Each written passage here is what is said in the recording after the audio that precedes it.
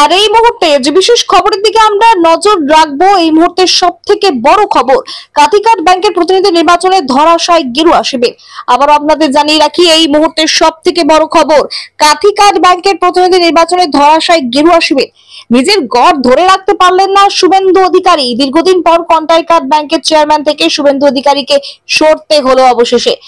কাট ব্যাংকের মোট আসন সংখ্যা ৭৮, তার মধ্যে ২৪টি বিনা প্রতিদ্বন্দ্বিতায় জয়লাভ করে তৃণমূল সমর্থিত প্রার্থীরা। বাকি ৫৪টি আসনে নির্বাচন হয়েছিল। এই দিন টান টান উত্তেজনার মধ্য দিয়ে কন্টাই কাট ব্যাংকের ভোট প্রক্রিয়া শেষ হয়েছে। এই দিন বিকেলে গণনা শুরু হতে তৃণমূল সমর্থিত প্রার্থীরা জয় লাভ করেন বলে সূত্রে জানা গেছে। আর এই মুহূর্তে যে বিশেষ খবরের দিকে আমরা নজর রাখবো, এই মুহূর্তের সব থেকে বড় খবর, কাথিকাট ব্যাংকের প্রতিনিধি নির্বাচনে ধরাশায়ী গেরুয়া শিবির। আবার আপনাদের জানিয়ে রাখি, এই মুহূর্তের সব থেকে বড় খবর, কাথিকাট ব্যাংকের প্রতিনিধি নির্বাচনে ধরাশায়ী গেরুয়া শিবির। নিজের গড় ধরে রাখতে পারলেন না শুভেন্দু অধিকারী। দীর্ঘদিন পর কন্টাইকাট ব্যাংকের চেয়ারম্যান থেকে শুভেন্দু অধিকারীকে সরতে হলো অবশেষে। কাট ব্যাংকের মোট আসন সংখ্যা ৭৮, তার মধ্যে ২৪টি বিনা প্রতিদ্বন্দ্বিতায় জয়লাভ করে তৃণমূল সমর্থিত প্রার্থীরা।